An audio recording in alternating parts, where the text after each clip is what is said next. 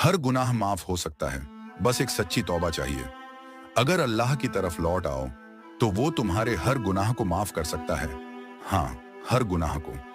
एक नौजवान था, गुनाहों में डूबा हुआ, नमाज से दूर, शराब, झूठ, हराम कमाई, उसकी जिंदगी अंधेरे में थी, लेकिन दिल बेचैन था।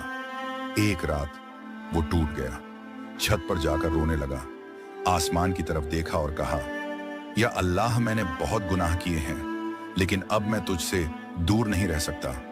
फूट फूट कर रोया, सजदे में गिर गया। अल्लाह की रहमत ने उसे ढांप लिया। उसी रात से वो बदल गया नमाज का पाबंद, हलाल रोजी, सीधा रास्ता।